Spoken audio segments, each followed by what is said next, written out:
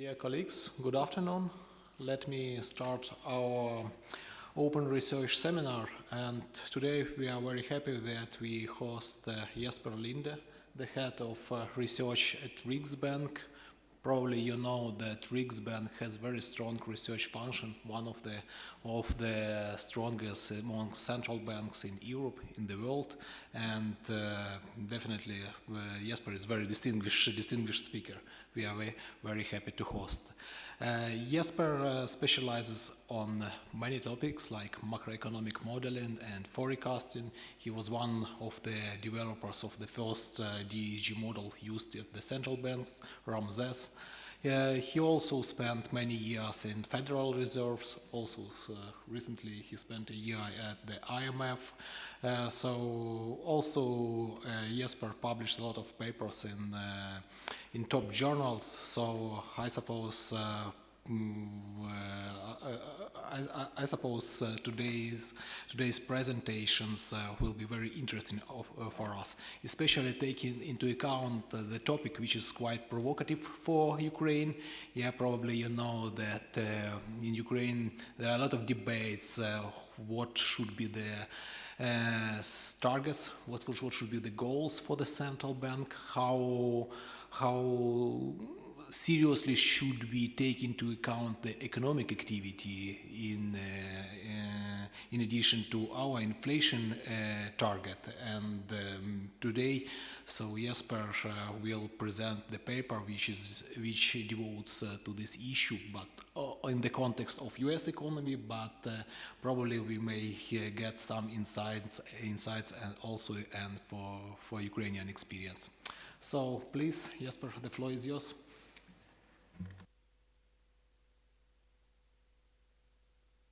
I'm standing up. Okay, we might have this microphone on too.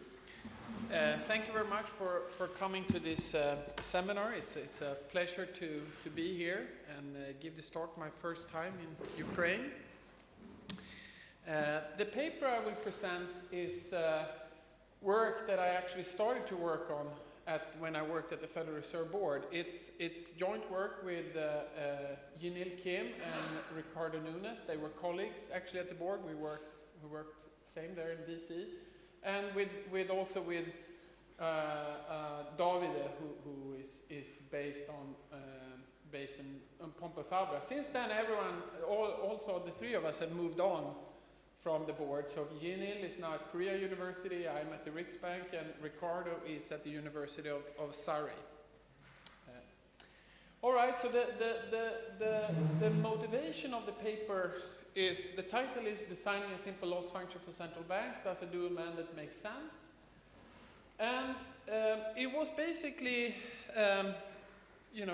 motivated by that the global financial crisis stimulated a vibrant discussion about central banks and their objectives.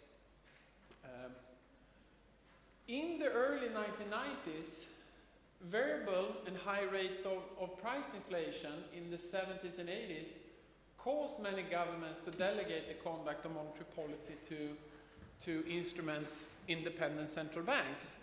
We can discuss whether they were goal instrument or just so goal independence versus instrument independence. We normally talk about goal independence as when you also define your own objective. Sometimes, or instrument of independence is just you get the goal assigned to you by the parliament, say, and then you set the interest rate to achieve your instrument to achieve that objective. I think sometimes the reality is in between, like the Riksbank, for instance, where I work now, and Magnus too, we have price stability as one of our objectives. But we have operationalized that to say 2%, we strive for inflation of 2%. So whether is that goal, or you could say maybe the fact that we were able to decide on ourselves of 2% with a certain inflation index, that means that in a sense we set the goal ourselves, but they were also giving us price stability, and that we must adhere to. So whether it's goal or instrument independence, you could discuss. Anyway, the reason and then, the advances at the time in academic research, for instance, the work of Rogoff, that some of you might be familiar with, and also work by Persson and Tabellini. There was also work by Carl Walsh. There were many people working on this.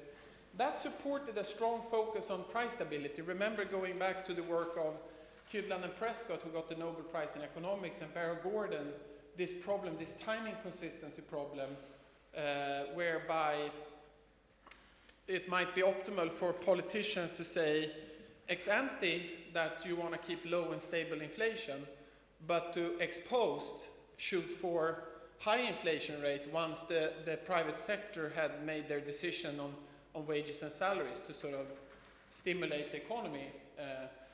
But then, what Barry Gordon and Kydland Prescott showed, that actually if agents have rational expectations, they might anticipate those incentives and they might act proactively to bid up their salaries, and their inflation expectation will go up, and you just end up in a bad equilibrium with high and variable rates of inflation without any gains in terms of employment or economic activity. So it was a strong support for strong focus on price stability. Rogoff talked about this conservative central banker who the politicians should appoint specifically to make sure that inflation was kept low and stable to its targeted rate. And Svensson, in this handbook chapter of monetary economics, he documents that many central banks became inflation targeters to strengthen credibility and also as a way to facilitate accountability. And the setup of ECB is one prominent example of that. The ECB has this very clear inflation objective, actually without any objective for employment. So it's just a pure price stability objective or mandate. Now, the reason why we worked on this, one exception to this common central banking practice of price stability is the Fed's dual mandate. And the dual mandate, which emerged from this Humphrey-Hawkins Act, and that stipulates the Fed, the wording is roughly this: promote maximum employment in a context of price stability. That's the words. There is a clear weight here on thinking about the real economic activity in the context of conducting inflation targeting. There is actually also a third, for those of you who know the Humphrey-Hawkins in a little bit more detail, there's actually a third objective there as well, which is not, people don't talk about it that much, but it's also keeping long-term rates low, so facilitate cheap borrowing for the treasury, of course. But that's, people don't talk so much about that. Anyway, but this is very different. And in January 2012, this is just words, and people didn't really know what that meant. But in January 2012, the Fed actually adopted an explicit inflation target of 2%, and they clarified its intention to keep a balanced approach to mitigate deviations of inflation from target and deviations of employment from its sustainable level. So they basically said, we have a loss function that keeps, takes the weight essentially of 1 for inflation and say 1 for unemployment as deviation from some Nehru level. And that's what, for instance, Chair Yellen has used in some of her speeches. When she talks about the conduct of monetary policy, she typically talks in terms of a loss function where unemployment and inflation gets equal weight. Now, interestingly then, from the point of view of maximizing the welfare of the household, then it goes back to what is monetary policy here to do? Of course, we're here to deliver price stability, yes, but why is that important?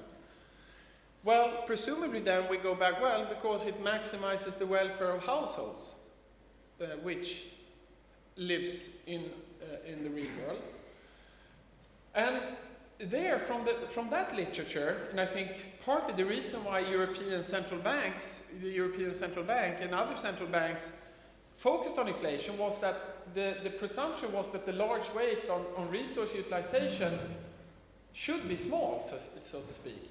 For instance, Woodford did work in his book where in his example was that if you write down a model economy, Woodford makes several contributions. First, he shows that if I write down a consumption consumer maximizing utility, I could under some circumstances approximate that utility with basically minimizing the linear quadratic approximation of that utility function could be written as this, where this is inflation minus its target rate, and some lambda of the output gap. And Woodford showed, and I think this was really important, he showed with this calibration, he actually took the calibration from a paper he did with Julia Rothenberg in NBR Macroeconomic Annual from 1998. He showed that then the weight, if I look at that loss function, the weight that maximizes household welfare is 0.048. And, given that fluctuations in the output gap are not that wide, in a sense, I guess what most people thought, including myself, I should admit, is that, the weight you should care to, you should put on economic activities pretty small relative to inflation. So as a first order approximation, just focus on price stability and you're essentially doing the optimal, what's best for households also in the economy. So that was the presumption. So in that sense, the Fed's dual mandate is a bit weird in a sense. Why do they have a dual mandate when basically Woodford told them just focus on price stability? But then on the other hand, we think, we thought that, well, Woodford's work was based on a particular small calibrated model. What goes is in an estimated empirically more realistic model. So what we wanted to do in this paper, we figured, when we were sitting there and thinking about research, is that we want to examine how to design simple objectives to maximize household welfare. And, we had this at the bottom of our mind, we were thinking if the Fed's strong focus on resource utilization improve welfare relative to a simple mandate focus on inflation. And the pitch here was to do this in an estimated medium-scale model of the US economy, the workhorse Smets and Wouters model. But, this Smets and Wouters model, it's not that easy. In the Smets and Wouters model, I cannot just take the Smets and Wouters model and do this and say that this is an optimal loss function, because there will be many terms there in the Smets and Wouters model. There will be more terms there. So I have to, that is not, I need to,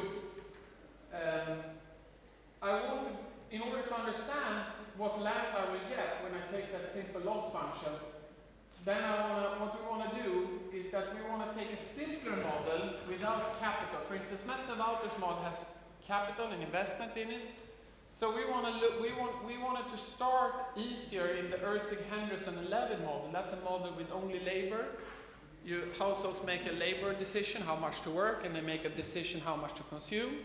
And we thought we want to start with that model to tease out some analytical insights before going to the fully fledged Smets and Wouters model. So that's where we start, and then we go to Smets and Wouters.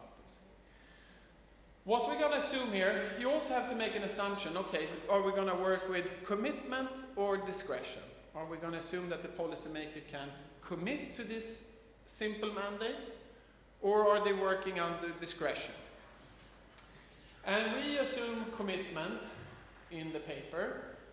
There were a couple of reasons. We actually think it's this commitment that the actual behavior of the Fed is actually supported by the evidence in Bodestein, Hebden, and Nunes. There's a JE paper, and also Davide, Junior Mai, and Ricardo Nunes has a paper on this. And Pelle Nilbas also has a paper. So these people, in some of these papers, they take some DSG model and then they estimate that model subject to, under assumption that monetary policies performed under discretion, and they compare to the marginal likelihood you get when monetary policies performed under commitment, and then they argue that the explanatory power of the model is enhanced when you assume commitment as opposed to discretion. We also, that's an empirical argument. Theoretically, we think that a simple mandate in terms of commitment puts the comparison of that simple mandate to Ramsey policy. So Ramsey policy that we will compare against, that's Ramsey policy in this model is that you directly go in as a social planner and maximize the welfare of the households. That's what we mean with Ramsey policy. That assumes, Ramsey policy assumes commitment. So if we want to compare what's the loss of doing the simple mandate, and we compare it to Ramsey, then it's easy to compare it if we're assuming commitment to that simple mandate. Then we also thought that, some work that we've done and want to pursue, it's not actually in the final version of the paper, it was in an earlier version, is to look at simple mandates versus simple rules. Then it's also more easy to work with commitment for a simple mandate, because simple rules, when you do a simple rule, like a Taylor rule, that we some sort of Taylor rule or Henderson-McKibben rule, then you implicitly assume commitment to that rule. Everyone expects the central bank to continue to use that policy rule. So there were a couple of different reasons here why to do this. So that's what we did. Okay, before you all can sleep in, let me tell you the key findings. It's after lunchtime, so it's good that I'm standing, so I won't sleep, but you're sitting down, so it's tougher for you. So what we find is that if you are interested in a simple mandate, like in a simple, just two simple inflation, volatility, some sort of resource utilization, output gap, volatility, loss function, in such a simple approximation of welfare function, then actually a large weight on resource utilization is warranted. And for a standard inflation output gap loss function, we find that lambda, the weight on the output gap, in the Smeltzer-Wouters model is about 1. So that really supports a strong focus on resource utilization. This was much higher than we expected, in fact, when we started this project. Now, everyone understands that, here we're having like the model consistent output gap. That's very hard to observe in practice. We all know this.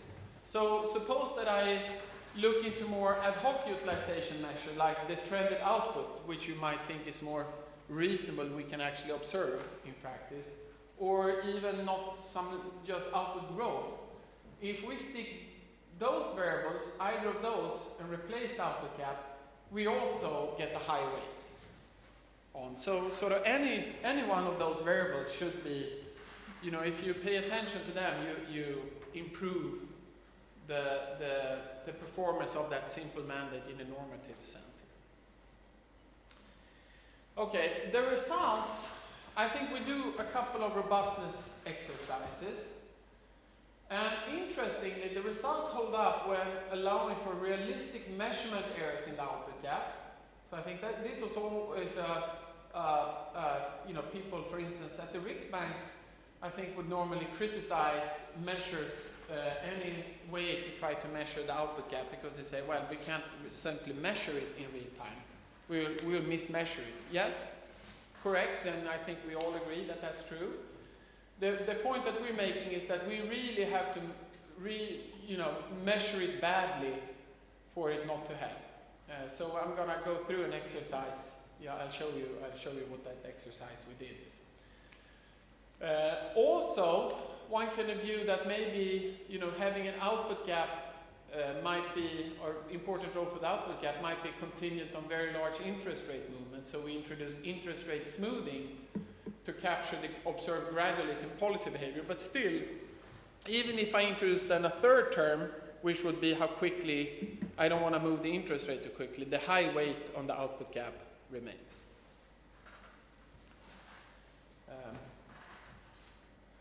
So that's some key findings. Now, you might say, well, but this is only the Smets and Wouters model, so it's only sort of relevant for the US. Coming back to the first question, you know, the US already have, they differ from the many European countries, for instance, that they have this dual mandate. So is this dual mandate might be relevant for US only, but maybe not for Europe? And then I just want to say that when people have been working on estimated macro models for the euro area, for instance, they have found that those, you know, how those models estimated for the euro area, they actually look quite similar in terms of various D parameters and shocks as in the US. So to the extent that our model holds up in the Smets and Wouters model, I'm sort of betting on that they will hold up pretty well if I took an estimated model for the euro area and repeated the exercise. So I think it's, you know, specifically our results are based on a model that is estimated on US data, but I'm pretty certain it should be relevant for other countries as well. Okay, so the remainder of the talk, what I'll do is to describe first our exercise. That will be technical. Then I'm going to go through the model environment that we use, provide you with the benchmark results that we have, then talk about the robustness, and then conclude. Hopefully we'll be able to. So how long time do I have, Sergio? I have... Usually the presentation holds for 40, 60 minutes, and after that we have Q&A. Oh, I see. So you're not going to ask questions meanwhile. I think if there are unclarities, please feel free to weigh in. All right. So now all of this work is contingent on this work by Mike Woodford, of course, and Benigno Pierpaolo has, I guess, contributed to. So what they showed in a paper is that household utility function, which is this, you know, the discounted lifetime expected utility, could be basically approximated as a constant minus some sort of quadratic loss function, where x prime is the various variables in the economy. Could be all, I mean, here will all be the state variables and the shocks in the economy. All the state variables and the shocks here in XT. And there is a certain weighting matrix, society, which has weights for all variables. So if this is a model with a lot of state variables and a lot of shocks, it will be a big thing. That's what you should minimize. And that's the right-hand side here is what people refer to in this literature as a linear quadratic approximation of the economy. Now, the Ramsey policy here will define as a policy which maximizes this, or equivalently this, subject to the n-1 constraints in the economy. So this x t vector is n times 1, and I have all the, you know, so I'm going to have this objective, but I'm lacking one equation, of course. I'm lacking the Montre policy rule. In a normal model, we just add the Taylor rule, and that's how we get n equations. But now, instead, how I get that nth equation is to solve this with Ramsey policy. I minimize this loss or maximize this utility subject to the policy instrument that I have at my disposal, and that's the way how I get the nth equation. Now, you can do this in two types of equilibria. This is a bit technical, but so maybe I should just skip it. But there is one equilibrium where you undo the steady state distortions in economy. So this first best. So Woodford and the people who did this, they would normally assume that the economy in steady state operated at its efficient level by having, say, for instance, lump sum transfers to the firms to offset them from the fact that they were, you know, having these markups. You know, in this new Keynesian type of models, you have markups, steady state markups, and you need to, in order to make the steady state efficient, So output is at its efficient level. You have to have some subsidies that undo those distortions. We are not, in our work, we're not going to have that in the Smets and Wouters model. So the Ramsey policy in that sense is second best because the LQ approximation will be computed around an efficient output level. This is not really critical because we show in the paper also that the results hold up actually are not sensitive to this. If I have assumed the existence of those steady state distortions as subsidies so that the steady state is efficient, we have the same result. But we wanted to do this at this non-efficient equilibria steady state because we don't really think in the real world that the government provides these subsidies so that the economy operates under the efficient level. It doesn't, you know, we typically assume in our models that the economy operates in that equilibrium around this where markups are relevant. Now, so having solved the Ramsey problem, we can compute the expected loss under Ramsey unconditional. The unconditional expected loss is just going to be allocations under Ramsey, that's XT Ramsey, weight, which is conditional on this weighting matrix that the central bank pursues. And you weight them, you know, this is a quadratic, the expected values are like this quadratic thing. This is the weighting matrix, and this is again this allocation. So that's the expected loss. It's just a number, so to speak, an expected loss. Now, the simple mandate is just, what we're going to do differently with the simple mandate is that instead of having this very complicated weighting matrix, which has tons of weights in it, weights for like the capital stock, weight for the technology shock, it has weights on every state variables and shocks in the economy. What we're going to assume is that you have a very simple little thing here, WCB. And this WCB is going to be a sparse matrix with many zeros. In particular, you know, it's just going to be, you know, when I go for the simple mandate, it's just going to be a coefficient for inflation and one for the output gap. That's going to be one example. You have some weight 1 for inflation and then some lambda for the output gap. And given this weighting matrix, that's central bank weighting matrix, the loss of a particular objective is going to be the allocations you have for that objective, which are contingent then on the central bank, everyone's credibility here, its commitment assumed, so that those allocations will be contingent on that weighting matrix. But of course, the true weighting matrix is going to be the W society. So I have to, when I compute the loss, I look at the allocations I get from the central bank pursuing that mandate, but the welfare consequences are compared against the true welfare function of society, of people living in this economy. And then, when I measure the welfare cost of that objective, we can compute what people think often relate to this consumption equivalent variation. So that's going to be the loss under the objective, which is always going to be higher than the loss under Ramsey. So that's, you know, what do you think, the denominator or numerator, right?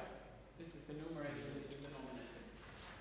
This is going to be a positive number. Then I can compare it, get it into consumption equivalent variation by dividing by this number, which tells me how much the C bar du dc measures how welfare increases when consumption is increased permanently by 1%. So the number I'm going to get here might be something like, if it's 1%, suppose I get the CEV of 1%, that will say that I could either live in this optimal Ramsey world.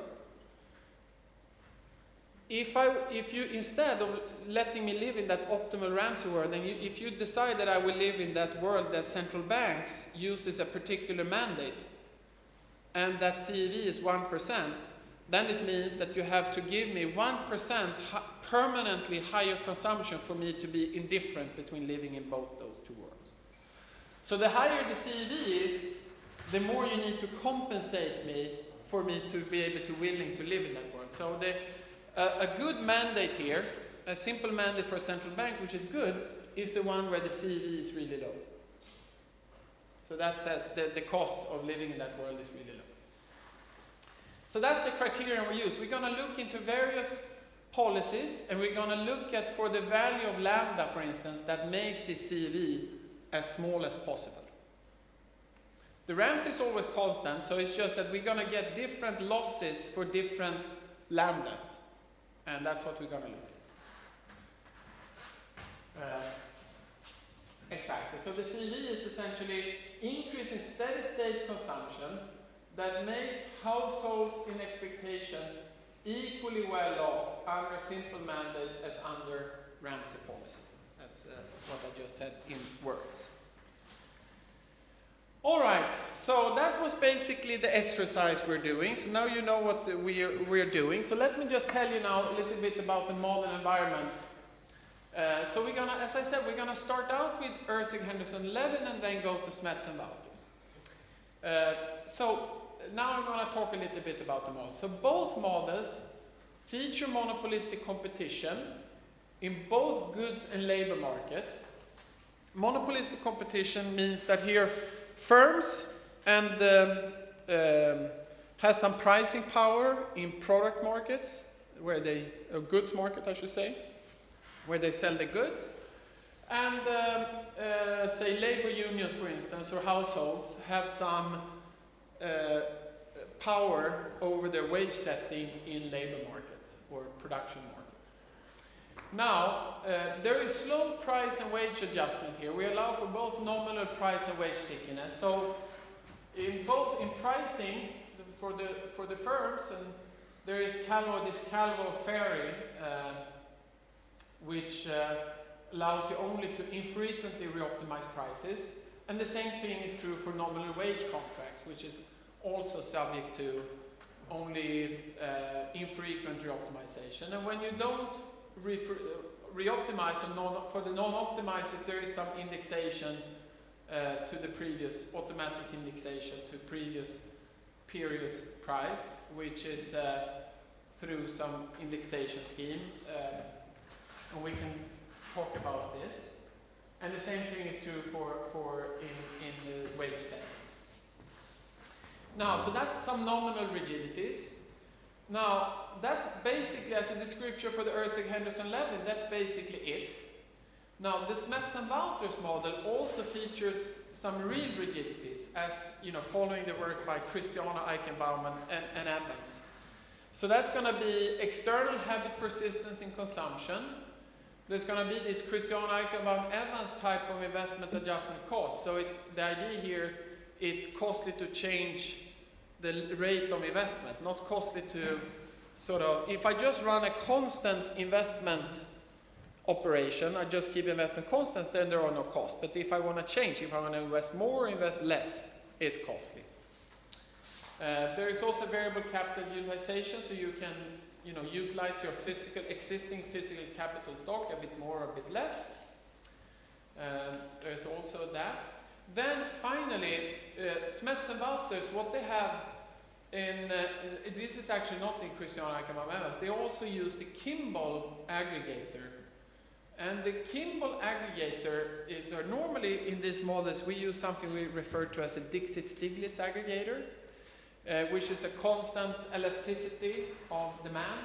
But with Kimball, we have lower slope of price and wage goodness for given Calvo parameter. So I don't have there is no place for me to write.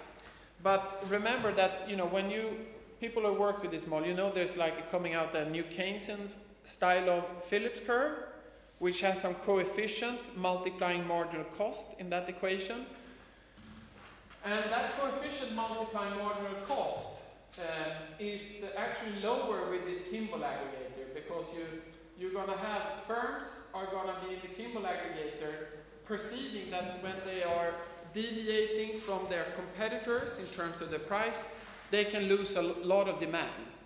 So they become, for a given change in marginal cost, they become a bit more, they are more reluctant to change their price a lot. So when they get the chance to reoptimize, they move their prices by less than they do under Dixit and Stiglitz. So you get, as an effect, in the aggregate, what you see of that is that you get the lower slope of the Phillips curve for a given opportunity for firms to change their prices.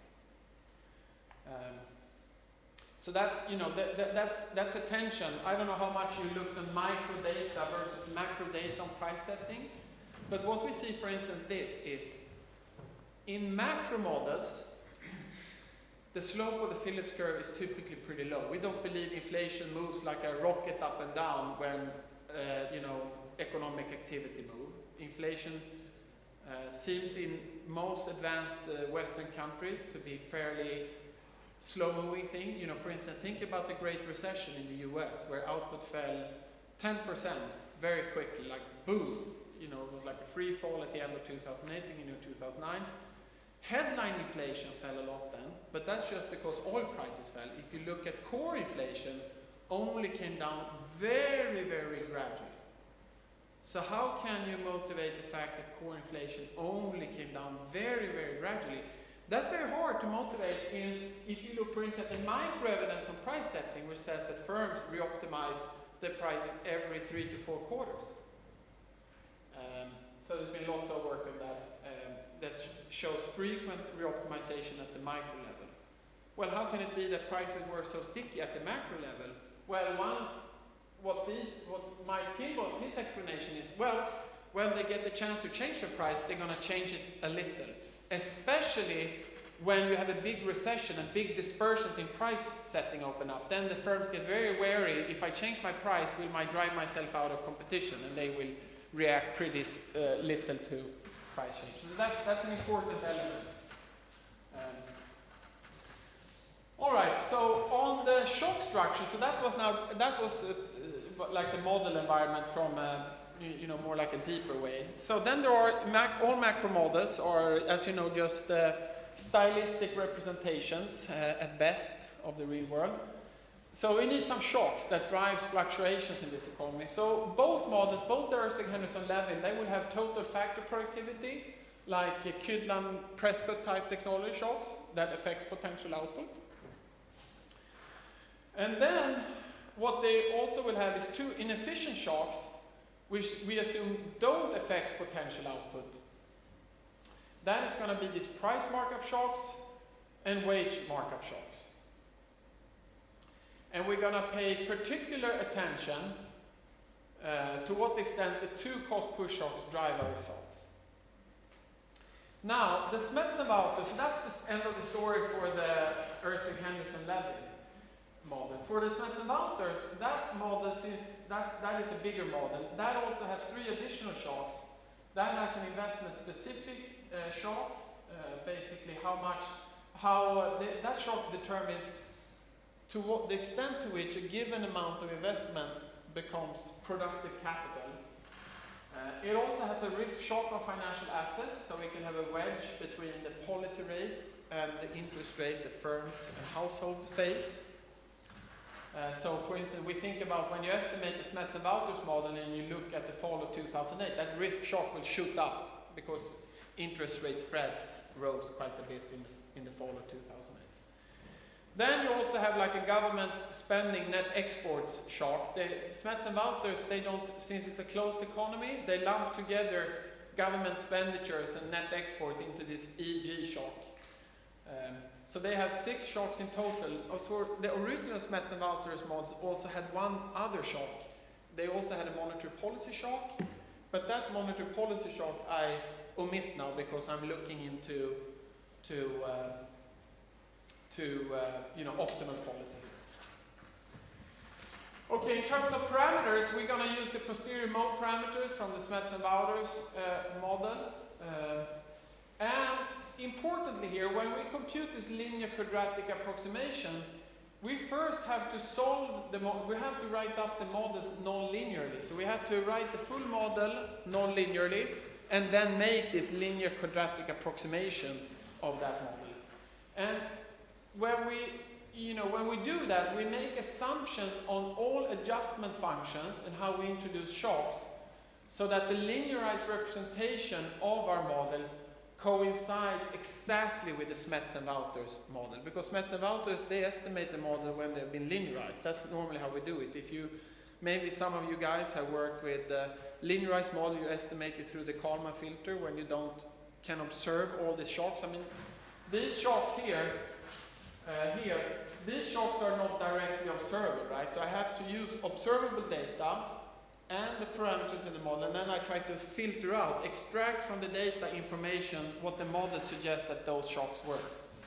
And that, we can only do that easily if I use a linearized model, because if the model is non-linear, it's more like a messy problem. But when we do the LQ to do this welfare analysis, we want to make sure that the linearized economy coincides with the Smets and Wouters. So I just need to assume that all these functions coincides with the original Smets and Wouters model. Okay, so that now I've given also you the model environment. So now just let me, before we turn to the Smets and Wouters, now let me give you some analytical insights from the Erskine-Henderson-Levin models, because that's much easier model. So the Erskine-Henderson-Levin is similar to Smets and Wouters, but it omits physical capital and hand information. And the key equations are the following ones. If you look at the linearized equations in the Erskine-Henderson-Levin paper, this is the pricing equation, the Phillips curve that I talked about, and this is the coefficient on the output gap in that model. Kappa P is the coefficient on the output gap. This bar phi, or bar theta I should say, not bar phi, bar theta P is the coefficient on the real wage gap. The real wage gap is simply the change in the real wage gap is nominal wage growth minus inflation in prices minus the change in the natural wage. Delta natural. And this natural wage is going to be affected. What's a natural real wage in this economy is determined by, for instance, productivity shocks. When productivity shocks go up, the natural wage in this economy will rise because workers are more productive. So the driver behind price inflation is both output gap and this real wage gap. And the same thing is true for this is a nominal wage inflation equation. It's like a nominal wage, and that is affected by the output gap with the parameter kappa P, and also this bar theta real wage gap. Now, but you see now that it has a different sign here. Naturally, if the real wage gap goes up, that will tend to push prices up, because if prices goes up, that tends to close the real wage gap, right? Prices goes up, real wages fall. And similarly here, if the real wage gap goes up, it has to be negative in the wage inflation, because higher nominal wages will actually push the wage gap even more. So it has to be a negative sign. If the real wage gap goes up, nominal wages must come down to close this gap. Now, the key insights in this model, so Erskine-Henderson-Levin, they show that it's not possible to simultaneously stabilize output gap, price inflation, and nominal wage inflation at the same time. You cannot stabilize all three at the same time. And how is that? So, how can we see that? So, for instance, suppose that we have a change in this natural real wage due to this Kydland-Prescott type of technology.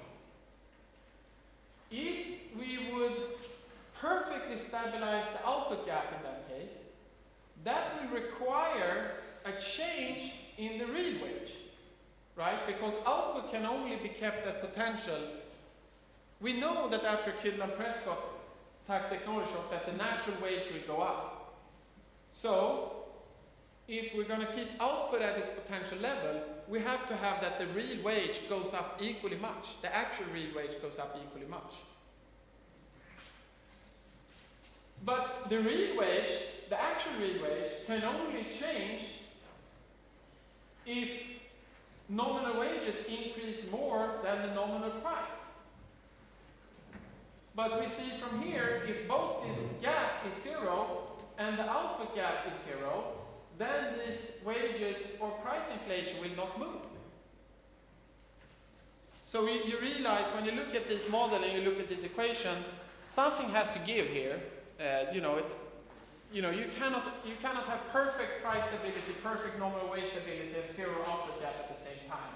These things will be moved optimally in this economy. So the Ramsey policy, when you get increase in the productivity, there will be some effects on prices, nominal wages, and the output gap. And the Ramsey planner will sort of balance this off. If prices are very sticky, he will find it optimal to make, when prices are more sticky than wages, he will make it more that adjustment on the real wage goes more through wages than prices, and vice versa. Wages are very sticky, prices are more flexible. He will go through prices to achieve that increase in the real wage. Now, so in fact, the quadratic approximation of the household utility function, just in words what I said, gives in the Erskine-Henderson level, you have the following optimal loss function. So if I normalize the weight on price inflation to 1, then you're going to have a weight lambda op W on nominal wage inflation, and you have an optimal weight lambda op Y on the output gap. This is sort of the Ramsey period loss in the Erskine-Henderson level model. You can derive this analytically, so it's nice. It's paper and pen. Where it turns out that the optimal weight on the wage is basically this. It's relative. It's always relative. Remember how I said this? It's relative. What is most sticky in the wage? Where do you have the most distortions in the labor market or in the goods market? So that will determine the weight on the nominal wage inflation. So for instance, if the net markup is larger on the wage sector, on the product market first, than for the goods market where price is set by the producers at first, then actually that will make me the optimal weight. Ceteris paribus, the optimal lambda will go up. Because that basically says if the markup is higher on the wage side than on the price side, that says that the substitution elasticity is lower on the wage side than on the price side. The markups in this monopolistic competition framework, how much profits you can extract as, say, a firm or, say, a labor union, depends on how skilled, how much value your goods provide relative to other goods. If people are totally unwilling to substitute away from your goods, regardless of your relative price, you have a very big possibility to extract markups. And then that actually then it says that weight, that markup is really high, so you should pay less attention to that. But if people are very willing to substitute away, are you actually going to pay higher attention to that? Then, if that's really true, that you have that prices are really low elasticity, you're going to, just to be clear, you're going to have a very low weight on wages, because you really then need to be focused on keeping prices at this targeted rate. It's going to be very costly if you get price dispersions in such a way. So it's relative. Then you have the labor share. Evidently, if this is basically the labor share production function. Remember standard product Cobb-Douglas, what they have here. K, which is fixed, and then 1 minus alpha is on the power of hours worked. So if that labor share is higher than ceteris paribus, you're going to have a higher weight on wage inflation. Finally, this is a measure var theta and over var theta W is a measure of relative sensitivity, remember, of the Phillips curves to these real wage gaps.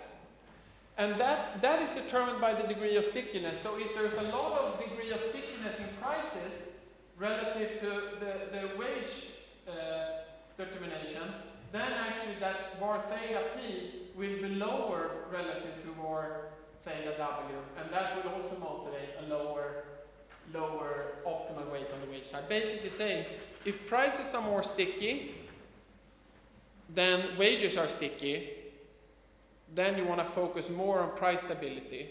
But if wages are more sticky, then you want to instead focus more on wage inflation than price inflation. So the basic insight from these new Keynesian models, as I'm presuming you're familiar with, you always want to target the sectors where you have most stickiness. Don't go after sectors where you have flexible prices like food and energy. You go after the sectors where you have a lot of stickiness, slow-moving inflation or wage pressure. Easier said than done, and maybe not all politicians. We have, at the Riksbank, for instance, we always had more like overall CPI measures as our target variables. Whereas we know, conceptually from these models, we should think about we should put more weights on sectors which we think are more plagued by stickiness. But it's hard to communicate, I guess, so we do. But that's basically this. And then you also have a weight on output gap. How big that weight on the output gap will be determined by, this is like intertemporal elasticity of consumption, disutility from labor, and you have this other stuff. Anyway, so that's the true loss function. But now assume that the central bank is assigned the following simple mandate. So it basically, it takes this thing, but you see it throws out. I'm now throwing out nominal wage. I just say, it's just a mandate in price inflation and the output gap. Now, what's the optimal, in this model, what's going to be the optimal value of lambda y in the Erskine-Henderson-Levin model? Is that going to be high or low?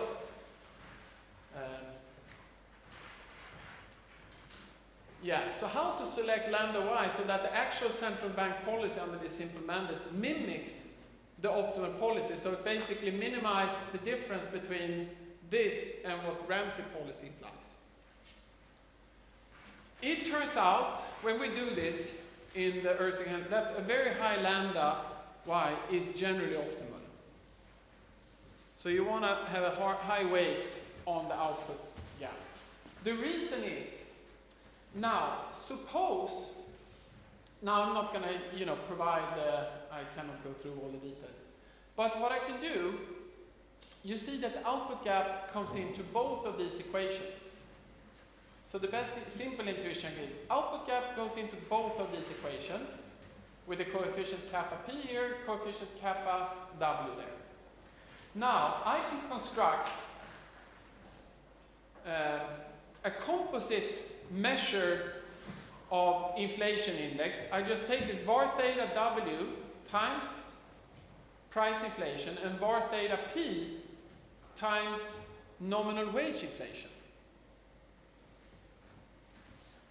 If I use those for the two equations here,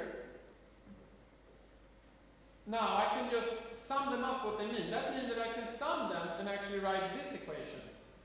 What I've just done now, I have this var theta W times pi pt, and then var theta P nominal wage inflation. Now I can write it as like a Phillips curve. Now you see this is more like a traditional Phillips curve times the coefficient on the output gap.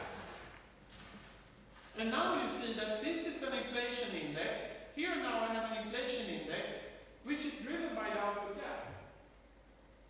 So now by doing this weighting of price and wage inflation, I have reduced out the real wage gap. Because remember that real wage gap had this plus and minus in front of it. So it goes, with this weighting, it disappears from this equation.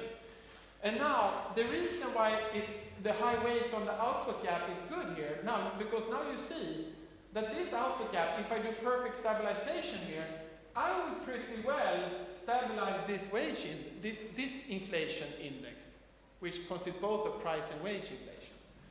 Now, the reason why these weights are reasonable is that this actually, this weight, remember we said that this is going to be, this is so that when wage inflation is highly sticky, this weight is going to be low. And the same thing here, if prices are very sticky, this coefficient is going to be low. So this composite inflation index is basically going to take into account in a very, efficient way where are the most severe stickiness in this economy. Is it on the price side or is it on the wage side? And the output gap, if you put the high weight and target the output gap in this reduced form loss function, because this is just a reduced form, if you do perfect stabilization of the output gap in just a simple loss function, then that's going to be pretty close to come close to optimal policy, because it basically means that you implicitly stabilize this composite inflation measure, and that actually is not that bad. That's going to not exactly do the optimal policy, but it's going to be pretty close. So that's why, you can show in this world that's actually pretty good policy. So the equation implies that perfectly stabilizing output gap leads to perfect stabilization of this. And in this inflation measure, a higher weight is attached to the inflation rate for which nominal rigidities are most severe. So that's why it's sort of good policy here in this simple framework. So in a sense, we can think about the output gap. It's going to mitigate the welfare cost of nominal rigidities in both goods and labor markets. The output gap here serves as an overall proxy of distortions in both labor and goods markets. So that's why it's good to target it. Can you believe that? No. Well, maybe a little bit. Anyway, so that's how it works. Okay, so that is sort of insights. I think that what we learned from this was that, surprisingly, there was a strong case in the EHL. Actually, this, I should say, is not a new insight. If you go back and read Dale, Chris Ursig and Andrew Levin, actually both of them are my former colleagues at the board. Chris Ursig was my boss when I worked at the board, so I wrote a number of papers with him. Fantastic economist. And Dale Henderson was a senior advisor when I arrived. He retired just a couple of months after I arrived there. But they are, all of them are very prominent Fed staff economists. And they wrote about this early on. You can read, if you go back and read the EHL. But then it was about rules. So at the time, they were keen on policy rules. So they talk about this in terms of what they said. An optimal interest rate rule should have a high coefficient on the output gap. But they never talked about this in terms of simple mandates, where we talk about this. The contribution here is to see that the words, that what Dale and Chris and Andy thought was right for a simple rule, that we show that it's actually true for a simple mandate. That's the sort of the contribution here. And remember, they had a big discussion, fight with Orphanides, because Orphanides said that the great inflation in the 70s in the US was because the Fed followed an interest rate rule which had the output gap in levels, and they mismeasured the output gap badly in real time, and that led to the great inflation. The Fed pursued two expansion monetary policy in the 1970s because they thought that output gap was very negative in real time. Chris and Andy and Dale, they fought this battle with Athanasios at the time. All were board staffers, and Athanasios, Chris and Dale and Andy, they work at the International Finance Division, and Athanasios was senior advisor in monetary affairs. So they had this little battle whether to react to output growth or the gap, and I said, and Athanasios also had this battle with Lars Svensson, because Lars Svensson said, you have to do a simple mandate, you can't do the Taylor rule, it's like so they had fights about that, I guess. Anyway, so I'm not saying that I'm pointing out insights that are totally new, but the possible interesting thing here is that it works out in a simple mandate. Okay, so now we turn to the Smets and Wouters. So we're going to start with the standard inflation output gap loss function. Pi A is going to be annualized inflation, so it's 4 times the quarterly change in inflation. We've also experimented and done yearly changes here, you know, if you do the 4-quarter change, and it's not very different. When it comes to measures of XT, we're going to consider here in this model 3 measures. So one is going to be the model consistent output gap, that's YT minus potential output. Then we're just going to consider something which we can think about actual output minus a Hodrick-Prescott filtered output. This is output minus trend output, where the trend now is not the model consistent, but maybe more like a smooth thing, which you compute in practice with the Hodrick-Prescott filter. So that's one way. I would view that measure is much more easier to compute in real time and have measure in real time than say the model consistent output gap. And then we're simply going to have one where we look at the output growth. So it's going to be this is output in log, so in log output growth. And what I'm going to do is now to show you this consumption equivalent variation as function of lambda A for the alternative XT measures. And we do that in figure 1. So here, let me show what this is. On the x-axis, I vary this lambda A, you know, the weight on this XT measure in the loss function. Inflation, that coefficient always normalized to unit. On the y-axis, I have this consumption equivalent variation in percent. So for instance, I start here, that value there, that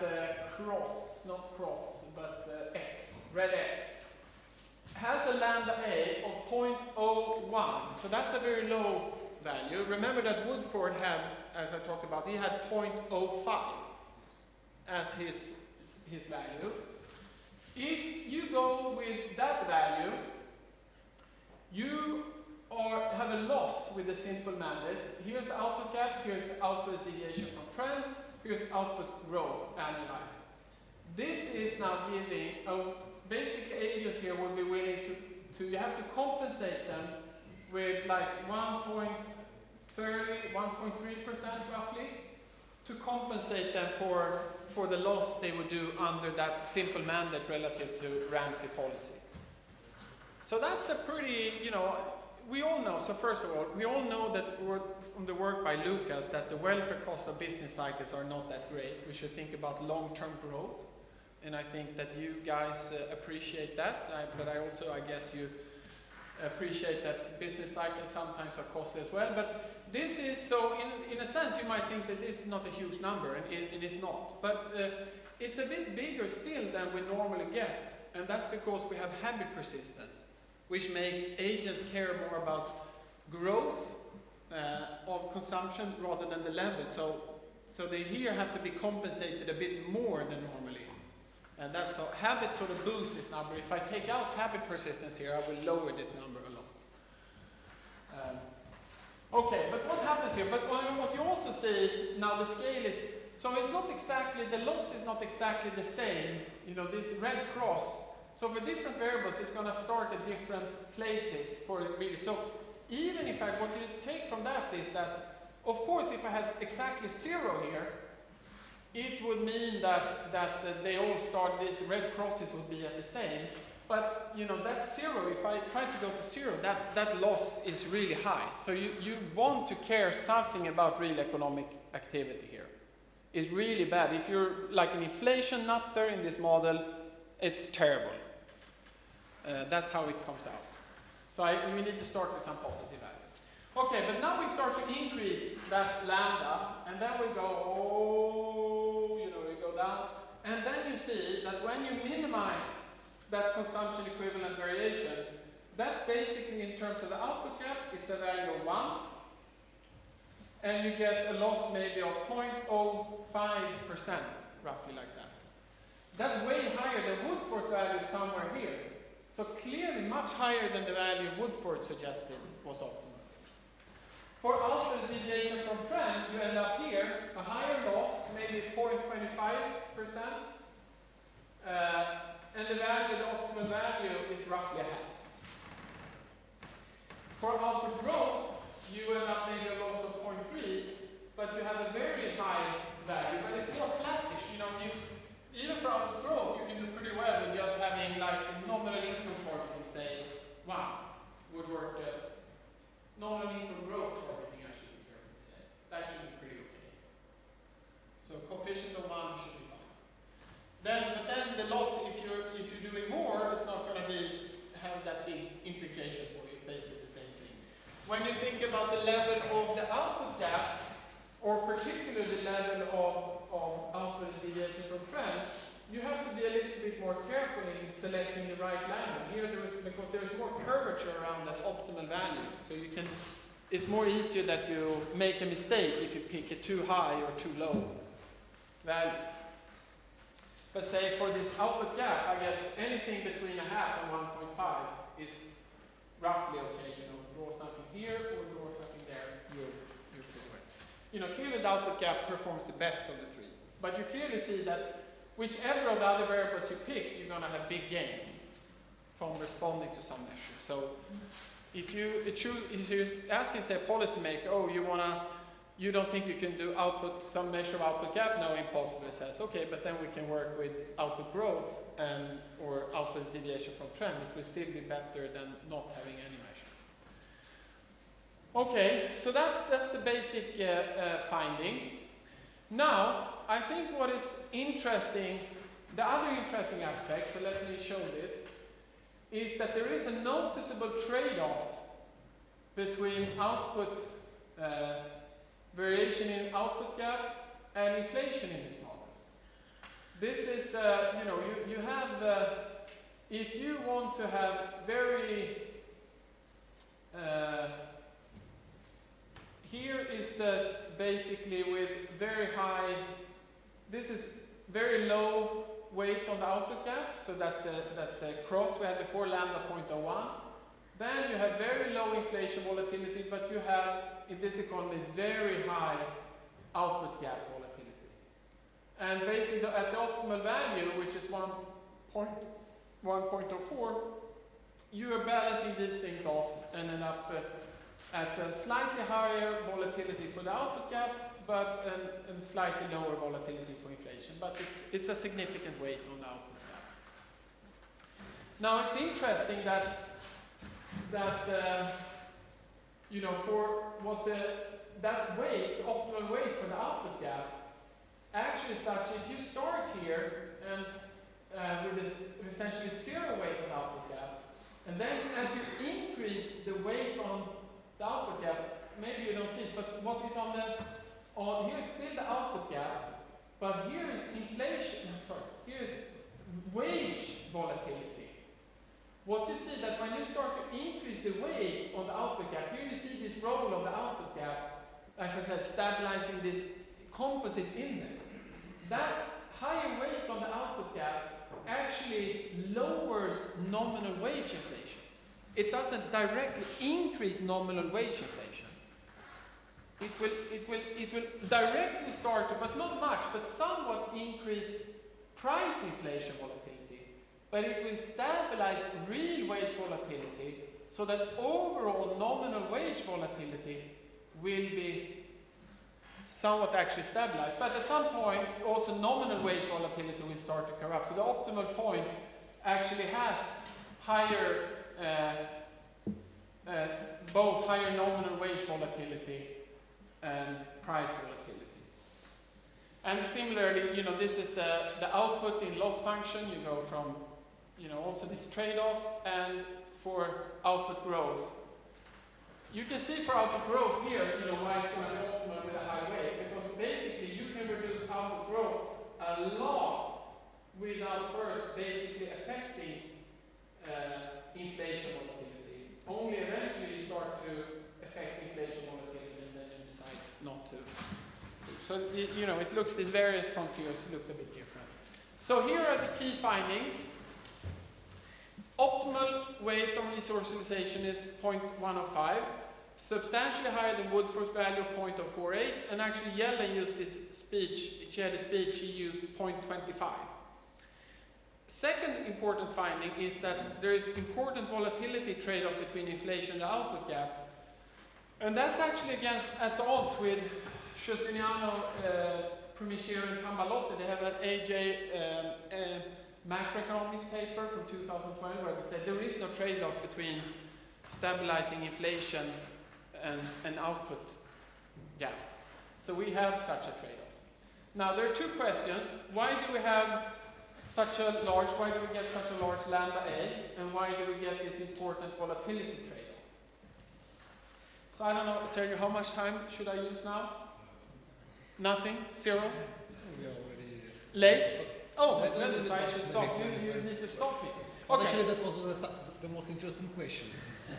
Yes. How did you get such results? Yeah. I see. Yeah. So, all right. So let me just tell you. I won't go through the robustness, but I'm just going to do this. So, to understand the role of parameters, the question is: are the shocks or deep parameters driving our results? And it's like this. Basically, the high value we get for lambda A is mostly explained by the parameters. That's a big, simple story. And it's because, among other things, there are a couple of reasons why. In particular, Woodford assumed firm-specific labor. So he had, to explain the low slope of the Phillips curve, he has firm-specific labor. Smetz-and-Wouters model doesn't feature firm-specific labor. So we have a higher kappa x than Woodford had. And Woodford also had a much higher substitution elasticity, which is in the weight on lambda A. Smetz-and-Wouters has a lower substitution elasticity, so that blows up the value. So we basically, we get analytically, omitting just, it's not exactly true, but if we just basically think about the Smetz-and-Wouters model, assume there's no wage stickiness and there is no capital. If I just stick in the same parameters we have using Woodford's own formulas, we get 0.87, which is pretty close to what Woodford, is much higher than Woodford had. It's pretty close to a 1.04. So the capital and this wage stickiness and all that stuff doesn't, we're basically there by just doing these, basically using Smetz-Wouters parameters as opposed to Woodford's. But it's only indicative. Now, as it omits several aspects of the fully fledged one, but that's the basic story. Now, let me just tell you, why do we have the variance frontiers? Why do we have this volatility trade-offs? And Giustiniano, Primiciero, and Pambalotti did not have them. The reason why we have them, so now I'm going to go through this a bit. The reason why we have them, I'm going to do it quick. So the variance trade-offs, this is the variance trade-off for the model, benchmark calibration on the output gap. It looks like this. This was the variance trade-off. And this was the optimal point that we ended up with, basically something like 10 for output gap and about 5 for inflation. Now, suppose now that I take out the price markup shocks. So I exclude now the price markup shocks from the model. Then I instead gonna get this line instead. So I'm gonna shift the variance frontier towards here. Where here is a point basically, if you're here, there are no trade-offs, right? Because there is no volatility at all. But there's, you basically start to shift this in. Now, instead, let me now take out the wage markup shocks. Then suddenly, I get to this green dashed dotted line where I have really moved in the trade-off. And now what you see here is a calibration where you can move down the volatility of output a lot without accepting higher inflation volatility. The optimal point now will be here, where you're still gonna have very little output gap volatility and some inflation volatility. But now, suppose that I do what Giustiniano Justiniano, Primitier, and Tambalotti did. In fact, they had no inefficient shocks whatsoever because they assumed that they didn't have any wage markup shocks, and instead of having price markup shocks, they said that there was inflation target shocks. So they didn't have neither price markup shocks nor wage markup shocks. And if you take them out too, we are basically at this blue point here, blue dash, here inside this origo. You see, then essentially there is no trade-off. You can go perfectly stabilize the output gap and just having a tiny bit of inflation volatility. So the inefficient price and wage markup shocks drives the important trade-off between stabilizing the output gap and inflation. And these guys don't have wage markup shocks. They have labor supply shocks and measurement errors in the wage shares to fit wage data. And they don't have the price markup shocks. They allow for persistent shocks to the inflation target to fit inflation dynamics in estimation, but removes this shock in the policy analysis.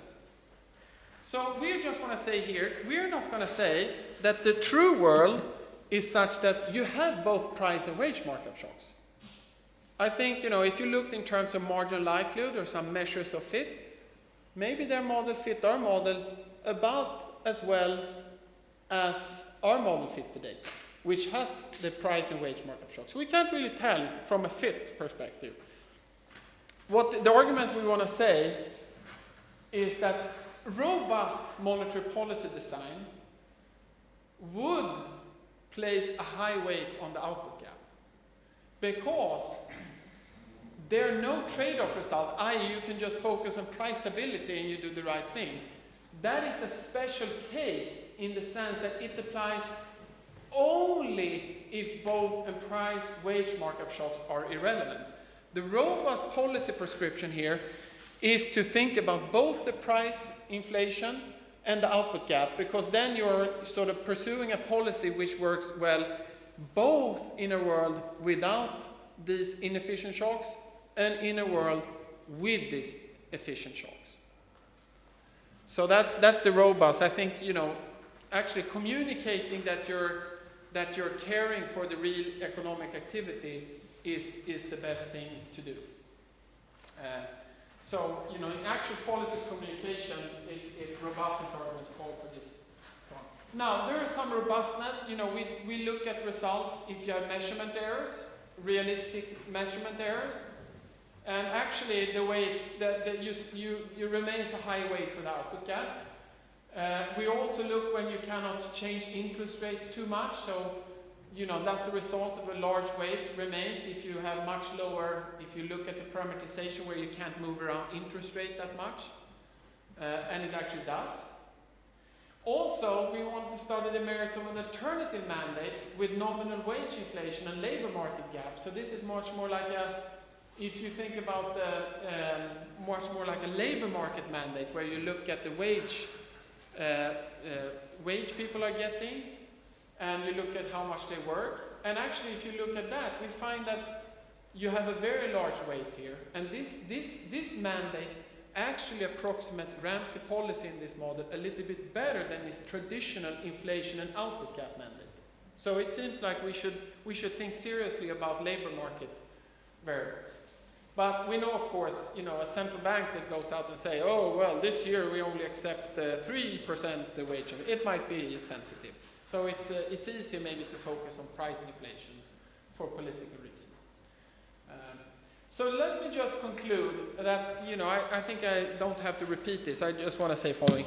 It seems like these results are interesting in the sense that it sort of seems to open the door for carefully thinking about the role of resource utilization, stabilization in the conduct of monetary policy, which I think a lot of people, so after Woodford published his work in the early 2000s, people didn't really thought was that important. We thought that price stability was sort of sufficient. That's one point. The other point, I guess, related for you guys, I think about these issues when we think about The results presume that we have established credibility for price stability here. Implicitly behind this loss function, we have perfect inflation expectation anchor in the long term. And if you're in an environment where this is cannot be taken for granted, that of course calls for placing more weight on inflation stabilization until you have that anchor. But once you have that anchor, long-term inflation expectations are well anchored, like is the case for the Fed, and I think is the case for the Riksbank as well.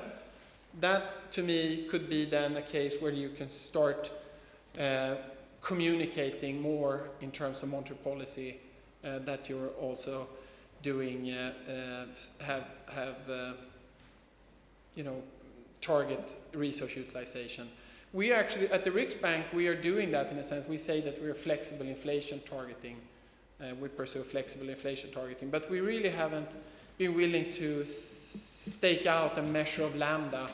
And Magnus, I don't even know, have you communicated a resource utilization measure that we explicitly target? I guess we haven't really done that. Norges Bank have been a little bit more, explicit in that way. They have been a little bit more explicit that they have a positive lambda and that they have some specific resource utilization measures in mind, but we haven't done so. Thank you for your time. Thank you very much for your presentation. Do we have questions? Please. Good day, sir. My name is Alexander. I'm head of legal and corporate practice on Open Account Partners. And first of all, thanks for this interesting presentation. It's very huge and with a lot of information. I have a lot of questions, but if you don't mind, I want to start from this. As you say, from the start, you compare the Fed, United States, and some regulator in the EU. And I think, in United States, they have one currency on all country, it's a dollar and states. But in EU, we have such country like Hungary and Sweden. They don't use only euro; they use also foreign or something another currency. And in relation with this issue, is this proper comparison of these two big currency systems, if I may say that, like United States and EU? Thank you.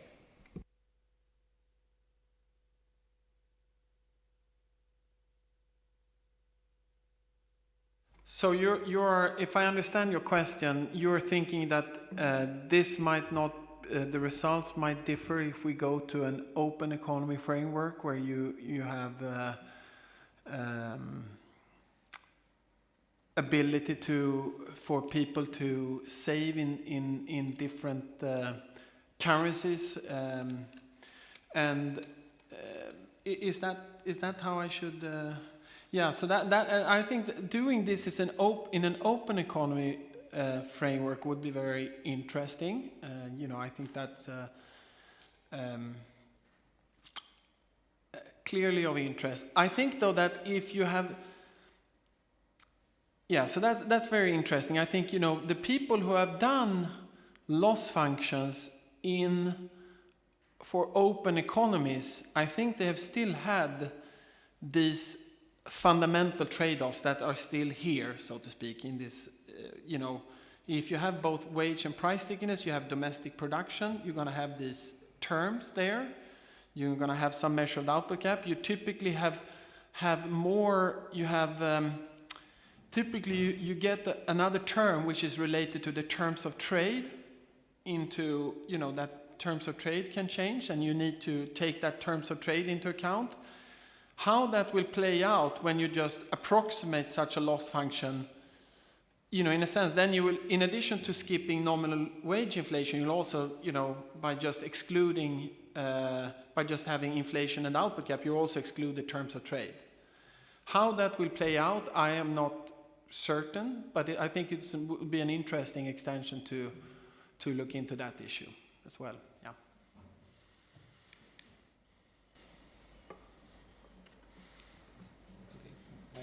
May I ask you? Before the lunch, we discussed a lot the similarities between Riksbank inflation targeting introduction in 90s and our current experience. And you mentioned it already at the end of your presentation that the central banks, which are at the beginning of their way of their road to inflation targeting and ensuring inflation expectations, should be very careful about their trade-off between price stability and economic activity smoothing. Yeah. So, but at the same time, many central banks currently follow not strict inflation targeting, but flexible inflation targeting. Yeah, and what is your lesson in that case for more mature inflation targeted central banks and for beginners? Yes, in that area, should they change their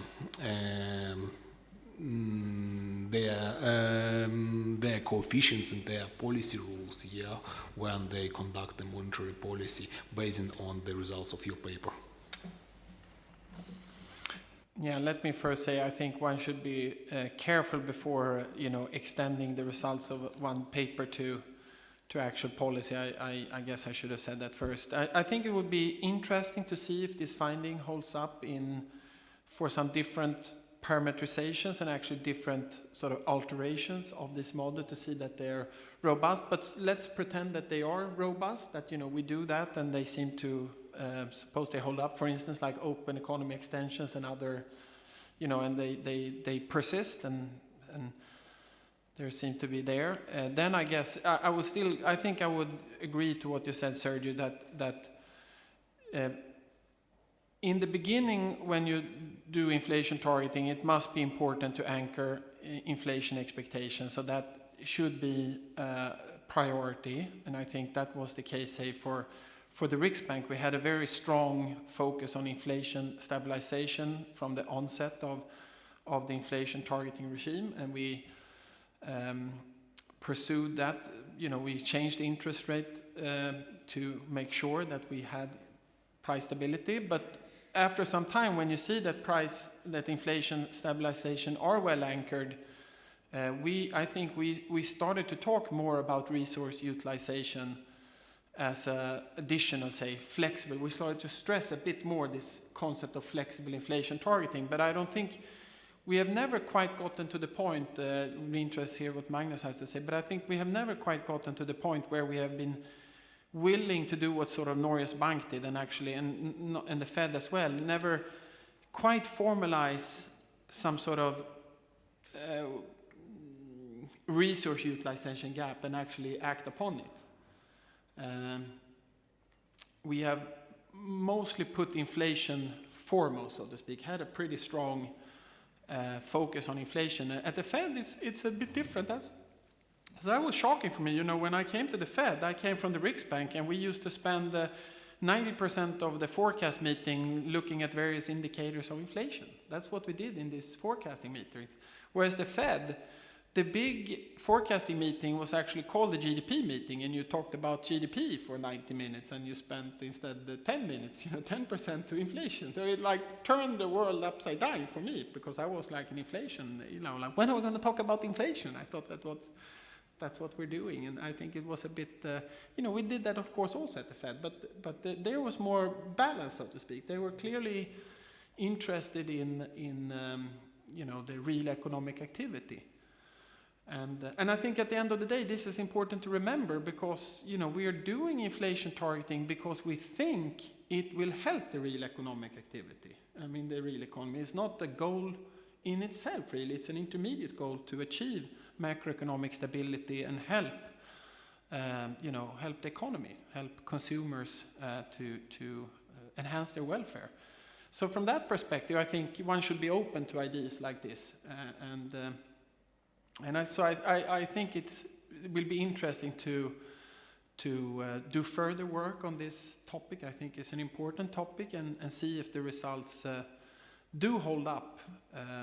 For instance, you can do many things. You can have imperfect information, various ways. You can, when you work in, say, maybe more realistic financial market frictions.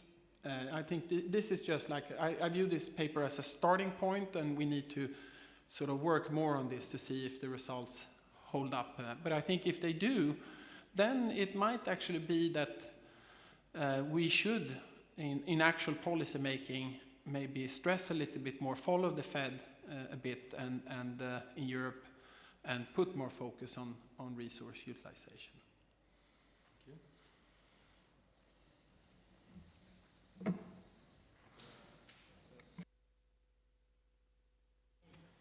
Unfortunately for us, it's more theoretical than... Thank you. My name is Boris Kushniruk. Thank you for your presentation. For me, problem such presentations is a presentation of the representative of central bank advanced economy. Ukraine is a developed economy with many commodities import, not value-added goods. We have many imports goods for our for us, and when we say about our inflation, we may say that it's not inflation of monetary inflation, the inflation of import inflation, the inflation of monopolies. This is inflation of decision of government, for example, rise some price for, and on this case, we have situation when we discuss what is earlier, eggs or chicken. Yes, what first? Strong economy and then strong currency, or then or first a strong currency and then strong economy. Because I'm sure that if we have a weak economy with small productivity with small part of high value-added goods. On this case, we never will be a strong currency, and that's why we say not about monetary and wages, inflation and wages. We may say about what we need to do for develop our economy. Of course, if we say about central bank, one of the key tasks is stability of inflation. But in any case, if we have not cooperation between government and central bank for decision to do more advanced structure of economy, on this case we never have been, we never will be a strong currency and lower level of inflation. Do you understand me? Yeah. Yes, I mean maybe some problem with English. Yeah, so I think, these measurement issues, and, I think that you are raising concerns that the structure here of the model needs to be altered, say, to consider different economies. May I translate it? So Yeah. the question is about non-monetary nature of inflation and non-monetary nature of inflation in Ukraine and the attempts of the central bank to fight this inflation with monetary methods, which actually that is actually very, very dangerous for economic activity, and because of that, because we kill the real sector of the economy, in that fact we can't, so the economy can't develop, and because of that it can't supply the volume of goods to the market, and because of that we have high inflation, something like that. Yes. Whether when you started to talk, I started to listen in, and you're thinking, oh my goodness, where is this going? But then you have to think through the arguments. And I think what you have to do then is to write down a model where you capture the first of these issues and then see what happens, so to speak. You have to do that work, so to speak, and then see whether you can provide such a story and see where it takes you in terms of implications for normative policy behavior in such an environment. I also thought the issues that you raised at the end of this measurement errors issues are really important, and I can see the point that you make that maybe the measurement errors for the US is a bit smaller, say, than they would be for Sweden. Remember, though, that we had, two other measures, output growth and output is just deviation from trend, where you can argue that the measurement errors are not that big, at least not in Sweden and I think advanced economies. So there I think you could argue that they're a bit, presumably not that much greater than in the US. But these are all, I think both twisting the environments to sort of look at the, what you think is the best characterization of best modeling. All these models are just approximations on reality. You try to write down something which is reasonably realistic description, and then you have to work on that and the sort of calibrating them carefully, or estimating them, and see, study the implications. That's my thinking, and you have to tailor the model to your needs, so to speak, to make this analysis. So. And then you see if the results are robust. And some things might actually be robust, and then that's, I think, what you do for that you should build policy on them. I think the question is a little bit different, and that is actually the point which Alexander Petik mentioned in the beginning of his speech, that in Ukraine, there are a lot of claims that the central bank should be much more active on supporting economic growth, and inflation is not so important. And part of the explanation of such voices is that inflation in Ukraine has non-monetary nature, and because of that, the central banks has to pay much more attention on economic growth and not trying to fight inflation and to ensure inflation expectations. But every economy needs a nominal anchor. So if you don't have a nominal anchor, what do you have then? You have nothing. So either you do fixed exchange rate, but that will bind you to the mast in some sense, right? Or you have to establish, long-term inflation expectations, because if you're not gonna have anchored long-term inflation expectations, your long-term yields will be, you will never have functioning financial markets, I'm presuming, and you won't go anywhere. So that thing of trying to react to real economy and support economic growth must be within a context of either, must be in a context of price stability. Thank you very much. I think that's enough, because I think for Jesper it's very difficult to get the understanding of the questions raised against the central bank, because he is thinking in a little bit different terms in the completely different environment, where the central banks are not attacked for their function of maintaining price stability. Hellenic Institute of Economy and Forecasting. In your presentation, you make some assumptions saying that it's not possible to reach some targets on output gap, inflation target, and wages target. So, in your model of dual mandate of central bank, how it's what should be the criteria? So we cannot reach three targets to one time, right? So there should be some priorities, and your dual model dual mandate model, how it correlates with your assumption that it's not possible to reach all these targets.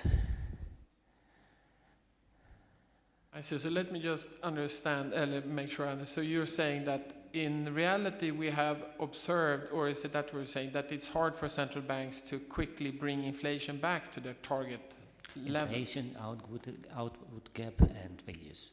So it's and in your dual mandate model, how it's does it work in this in your assumption? I guess so. Here, remember though that the trade-off shocks that we mostly talk about, if you have below, lower, so think about the euro area for the last couple of years during the crisis. Say we had a negative output gap or unemployment above, arguably some long-run sustainable levels, and inflation has been below its targeted rate. I mean, that's a situation where you don't think, but at least not between the trade-offs, right? That's a situation which just says that more monetary stimulus is warranted, so to speak, to bring inflation and economic activity back, so to speak. You're missing, there is no trade-off. But this, I think the situation is a bit more interesting, say, for Sweden, people. We have had low inflation for some time now, below target inflation, but actually output growth has been pretty high, and our measure, I think we have some measure of resource utilization, we call it the RU indicator, is actually, I think, it's positive now, right? It's strongly positive. So you can argue in Sweden there's currently some trade-off between targeting inflation and keeping inflation close to target vis-a-vis, stabilizing the real side of the economy. In this case, how does it impact on wages if you touch the inflation? Yeah, presumably we would think, if we tighten policy now, presumably we would drive down economic activity, which then would be, in a sense, according to these resource utilization measure, a good thing. But presumably we lower wages and wage pressures a bit, because we make increase unemployment a bit. So in a sense that would then lower wage pressure and lower inflationary pressures a bit. So we'd be forced to accept below target inflation rates. So that is a sense where we have a trade-off.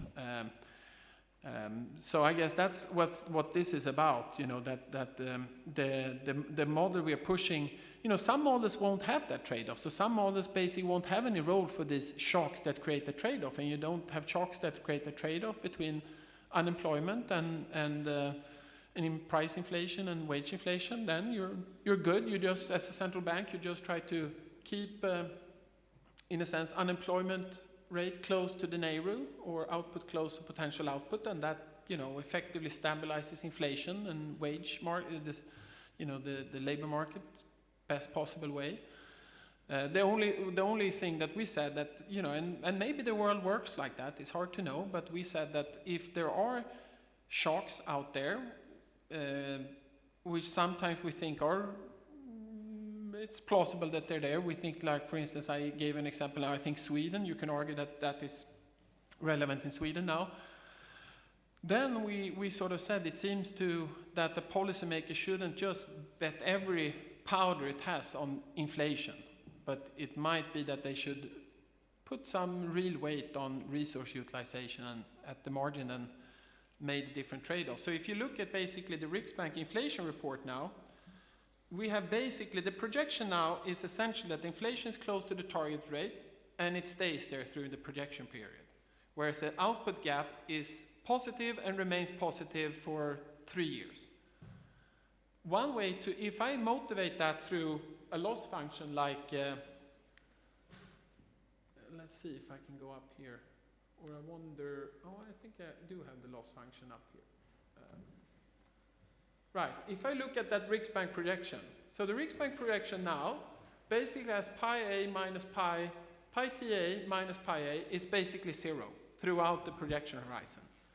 But this is positive through the projection horizon. So I infer from that lambda a is 0. Because if lambda a was positive, then I would actually try to accept some lower than target rate of inflation in order to bring the resource utilization down a bit. When you're saying that you're targeting the inflation rate, so in this case, it looks like your bank has only one mandate, right, to inflation target. So what is the second mandate in this model? The second mandate, well, I actually think the Riksbank has said it's a flexible inflation targeter. So we actually say that we care about resource utilization, but I was just giving you like a little bit, in that context, you can view it as maybe a bit of an inconsistency in our forecast, that we say that we're a flexible inflation targeter, but we actually, if you mean that you're an inflexible inflation targeter, and you have a situation where there arise a tension between your resource utilization measuring inflation forecast, you need to trade them off, so to speak. There is a trade-off then, and you should think about that in your policy formulation.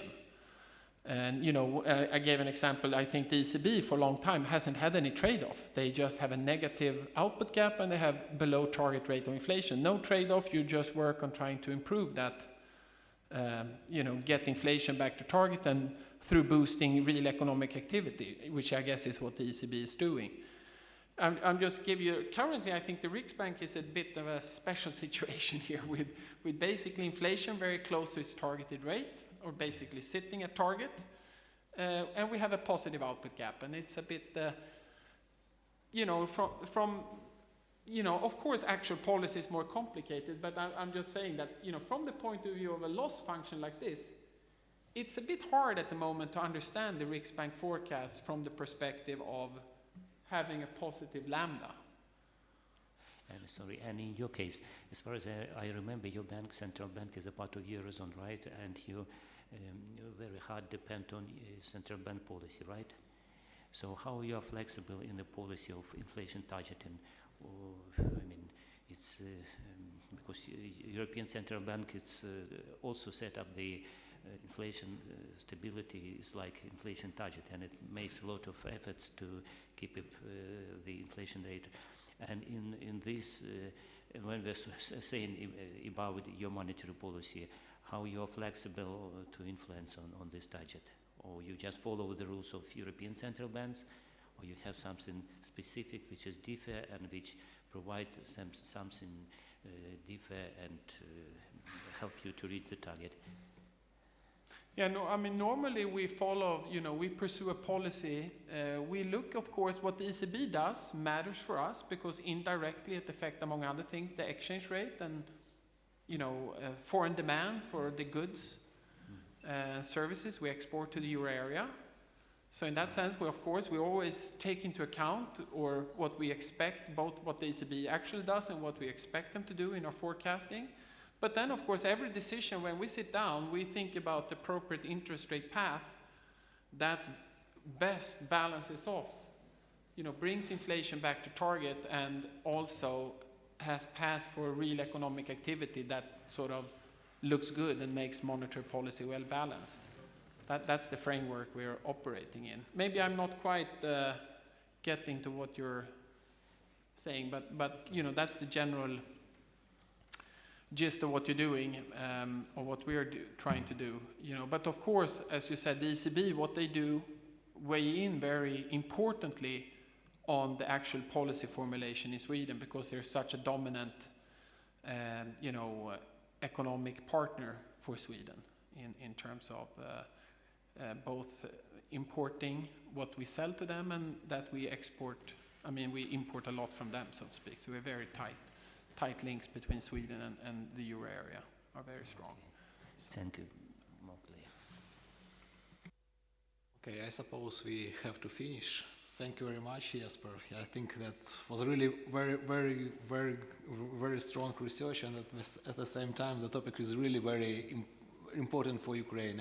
This trade-off between the price stability objective and also accounting for economic growth.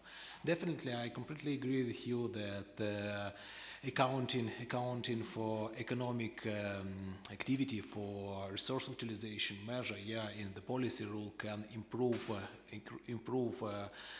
welfare of population. But I more than agree with you that for the central bank, like National Bank of Ukraine, which is the starter, the beginner with the inflation targeting framework, the strong focus on price stability objective and strong focus on ensuring inflation expectations should be the primary objective in the near term. Okay, thank you very much.